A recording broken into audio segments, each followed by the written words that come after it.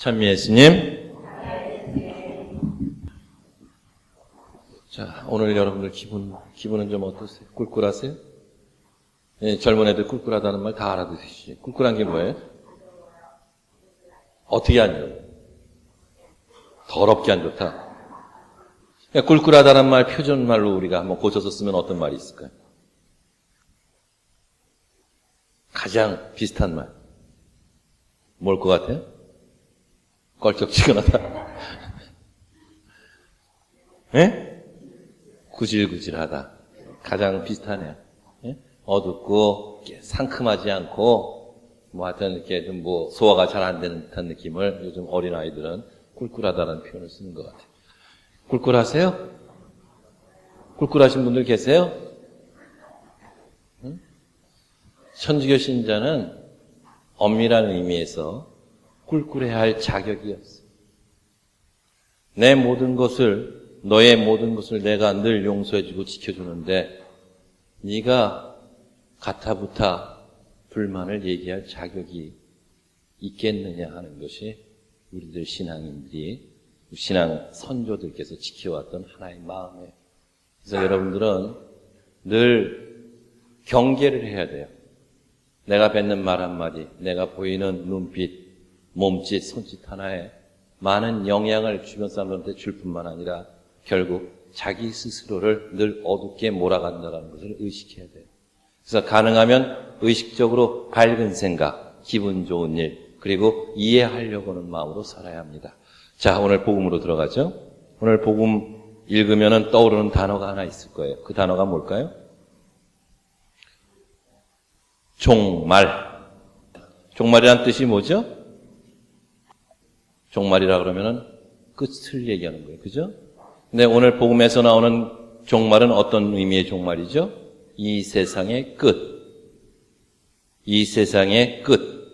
세상의 종말을 얘기하고 있어요. 그리고 우리가 신자들 입장에서 생각할 때는 예수님이 다시 이 세상에 오셔가지고 양과 염소를 가르시고, 그리고 모와 모를 가르신다고 나오죠, 비유에? 밀과 가라지를 가르셔서 좋은 거는 창고에 놓고 나쁜 거는 태워버린다 라는 그런 내용의 종말론적인 이야기를 오늘 복음 말씀을 통해서 하고 계신 거예요. 근데 여러분들, 우리가 종말이라는 단어를 생각할 땐 반드시 두 가지를 생각해야 돼요. 첫째는 예수님께서 오늘 복음에서 말씀하신 것처럼 세상의 끝. 또 다른 하나는 내 삶의 끝. 각자 삶의 끝. 사실 이 두 가지 종말 중에서 우리가 늘 깊이 생각해야 되는 것은 개인의 끝이에요. 나에게 주어진 삶, 나는 어떤 식으로 끝을 맺을 것인가를 늘 생각하는 것이 어떤 의미로 신앙의 한 모습입니다. 그리고 우리 각자가 내 자신의 삶 안에서 나는 어떤 식으로 끝을 맺어야 되는가를 생각한다면 사실 예수님께서 말씀하신 세상의 종말은 생각 안 해도 돼요. 오늘 복음에서 말씀하셨던 것처럼 천사도 그리고 예수 곧 자신도 모른다. 그날이 언제 올지는 다만 나를 보내신 아버지께서만 알고 계시다라는 말씀을 하셔요. 그러니까 어떤 의미로 우린 거기에 관심 가질 필요 없어요. 하지만 요즘 세상 뒤숭숭해가지고 여기저기서 이상한 사이비 종교가 나타나서 종말을 이야기하면서 사람들에게 겁을 주고 그리고 가정 파괴시키고 이상한 방향으로 나가는 거 여러분들 많이 들었죠? 재미난 거는 2000년 전에 예수님이 오시기 전부터 세상의 종말에 대한 이야기는 있어 왔어요. 그리고 예수님이 돌아가시고 다음에 부활 공동체가 처음으로 생겨가지고 천주교 신자들 무리가 생겼을 때도 곧 세상의 종말이 온다고 천주교 신자들도 믿었어요. 네, 그 종말이 2000년이 지난 지금까지도, 그리고 앞으로 시간이 지나도 이 종말에 대한 이야기는 계속 사람들 입에서 오르내릴 거예요. 절대로 이상한 소리에 현혹돼서는 안 돼요. 만에 하나, 정말 교회의 입장에서 이것은 하나의 조짐이다. 정말 위험한 조짐이다. 종말이 올 수 있는 조짐이다라고 판단이 됐을 때는 로마 교회로부터 확실한 발표가 있을 거예요. 그러니까 온갖 잡된 사이비들 떠들어대는 소리에 귀 기울일 필요 없어요. 자, 여러분. 제가 개인적으로 경험했던 것을 여러분들한테 한번 소개해드리고 싶어요. 저는 성질이 별나가지고 어렸을 때부터 그냥 이렇게 고분고분한 운동을 좋아하지 않았어요. 그냥 몸으로 부딪히고 때려고 부시고 이런 것들이 항상 마음에 들었어요. 그래서 많이 다치는 사고도 많았어요. 그래서 가장 심했던 것이 이제 고등학교 졸업하고 20대 때 많이 다쳤는데 저는 정형외과 쪽으로만 뼈 관계로만 수술을 3번을 받았어요. 그 수술이 모두 장난 아닌 커다란 수술이었어요. 첫 번째 수술은 어깨에다가 이제 깨진 어깨에다가 새로 어깨가 빠지지 않게 이제 새로 이제 막는 그런 수술이었는데 그때는 언제 마취제가 들어가가지고 어떤 과정을 거쳐가지고 내가 눈을 떴는지 모를 정도로 아무것도 모르는 상태에서 입원이 됐고 그리고 눈을 떠보니까 8시간 걸려서 수술이 끝났다. 수술이 잘 됐다. 이런 얘기를 들었어요. 그리고 한 2달 있다가 벌떡 일어나가지고 다시 또 운동을 시작을 했어요. 그리고 2번째는 또 다리를 다쳤어요. 다리도 이제 무릎에 있는 관절들이 다 부셔져가지고 또 수술해야 되는데 요번에는 내가 좀 과정을 좀 알아야겠다 하고 일부러 주의를 기울였어요. 근데 그때도 나도 모르는 사이에 벌써 마취가 돼 있었고 눈 떠보니까 6시간 수술이 끝났다고. 그 다음에 3번째 수술이 왔어요. 그러니까 첫 번째, 2번째는 내가 의식하지 못하는 건데 수술이 진행이 됐고 그리고 또 결과가 나왔던 거예요. 3번째는 또 이게 또 다리 쪽이었는데 이건 은근히 겁이 나기 시작을 했어요. 야, 이거 또 수술 받아야 되나? 그다음 어떤 생각이 들었냐면은 야, 이러다 마취 안 풀리면 그만 아니야. 끝나는 거 아니야. 이런 생각이 나답지 않게 아주 강하게 제 가슴을 조여왔어요. 그리고 이 3번째 수술했을 때는 그 병원은 또 희한하게 먼저 병원은 아마 내가 알기로는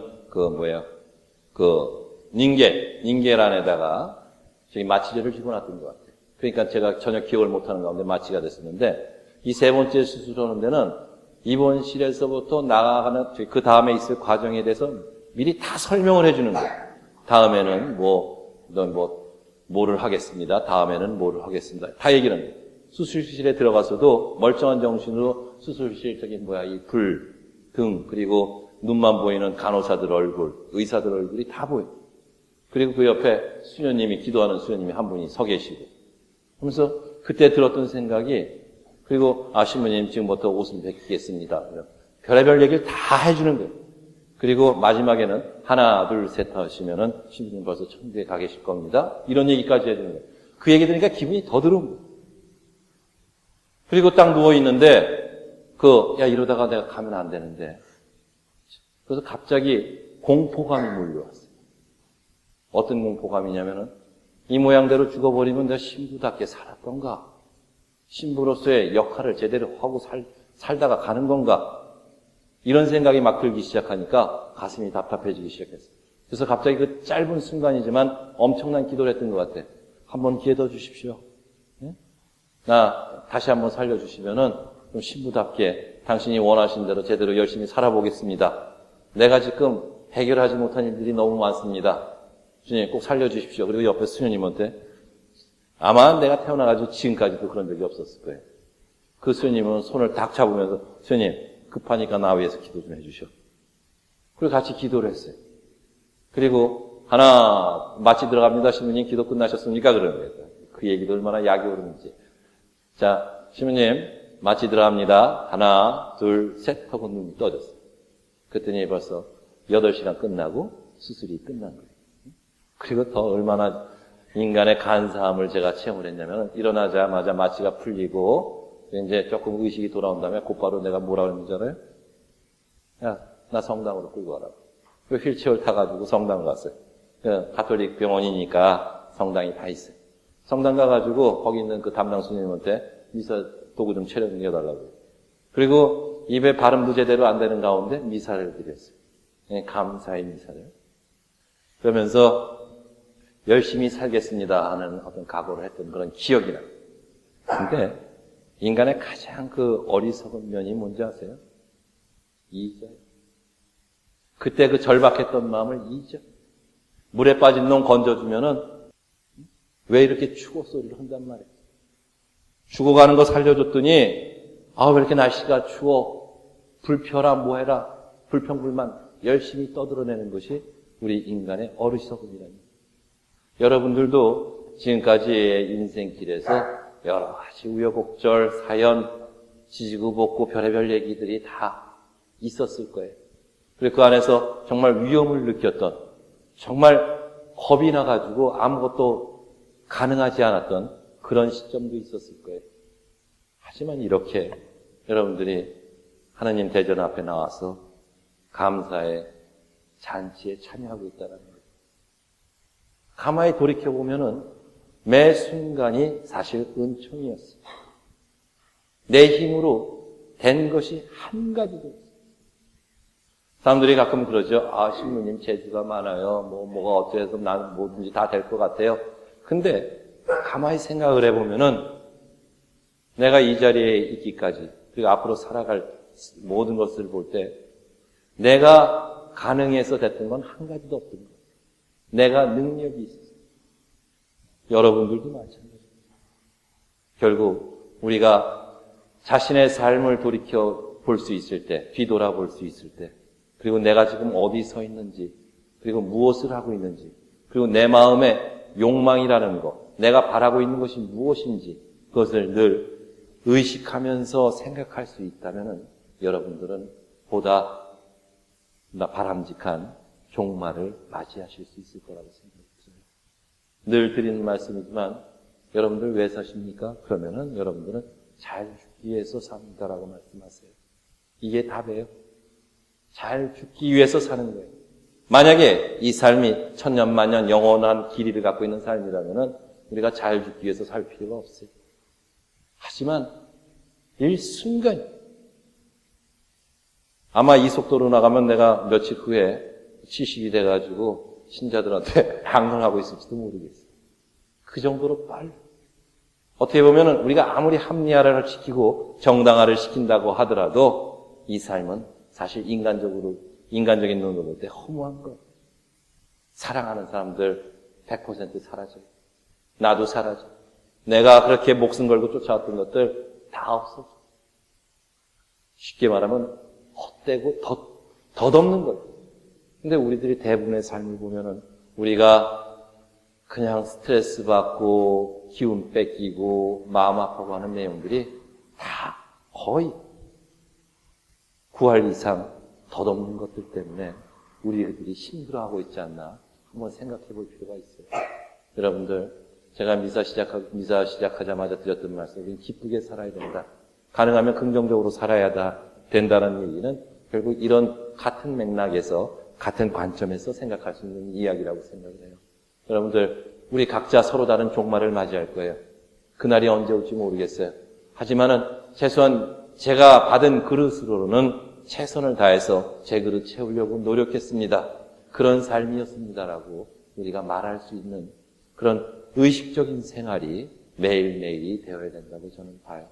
여러분들 한 분 한 분에 대한 계획을 하나님은 갖고 계세요. 그 계획에 우리가 정당하게 응답하고 살고 있는지, 그리고 그분이 우리에게 바라시는 모습대로 살려고 노력하고 있는지를 뒤돌아봅시다. 나는 조건이 형편없어요. 이런 최악의 상태에서 제가 어떻게 올바로 살 수 있겠습니까? 라고 말하시는 분이 계실지 몰라요. 근데 변함없는 진리가 하나가 있어요. 내가 정말 아무것도 할 수 없다고 생각할 때, 내 앞이 전혀 보이지 않을 때, 난 인간적인 희망을 모두 잃었다고 생각할 때, 그때 비로소 하나님을 제대로 만날 수 있어요. 내 머릿속에 내 것이 남아있는 동안에는 절대로 우리는 하나님하고 그 뭐라 그럽니까? 통교가 불가능해요. 여러분들 정말 힘들다 할 때, 정말 잡을 것이 아무것도 없다 할 때, 그때 그 시간이 바로 그분을 만날 수 있는, 그리고 그분이 얼마나 나를 사랑해 주셨다라는 것을 깨달을 수 있는 시간이라는 것을 그런 마음을 갖고 계세요. 그것이 신앙입니다.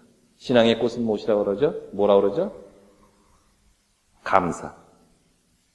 여러분들이 감사하는 마음이 지금 평상시에 없다 하면은 여러분들은 잘못된 신앙생활을 하는 거예요. 그리고 아니면 아직 그 단계까지 오지 않은 거예요. 그냥 기복신앙이라고 그러죠. 내가 열심히 기도하고 헌금하면 하나님이 2배, 3배, 4배 다 채워주신다. 그 틀린 말은 아니에요. 근데 거기에 목적이 된다면은 여러분들의 신앙은 어떤 의미로 굉장히 가벼운 신앙입니다. 나에게 건강을 주시기를 철저하게 기도합니다. 그래서 건강을 주셨다고 합시다. 그래서 감사합니다. 이것도 값싼 신앙일 수 있어요. 진짜 신앙이라는 것은 내 삶과 죽음, 영혼과 제한된 시간, 이 모든 것을 넘어서 자신을 바라볼 수 있는 신앙. 저는 정말 이제서야 당신께 모든 것을 맡겨드릴 수 있는 마음이 되었습니다라는. 그래서 당신의 사랑을 깨달았습니다.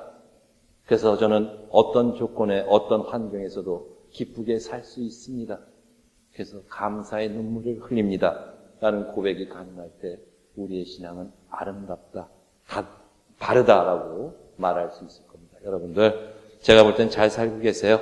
지금 여러분들하고 저하고 이제 관계를 갖게 된 게 오래된 분은 10년 됐어요. 내가 오마리아서 10년 됐어요. 벌써. 시부가에서 만나 뵌 게. 그리고 최근에 만나 뵌 분들이 작년, 올해 이렇게 내 사제의 눈으로 볼 때 여러분들 예쁘게 열심히 살고 계세요.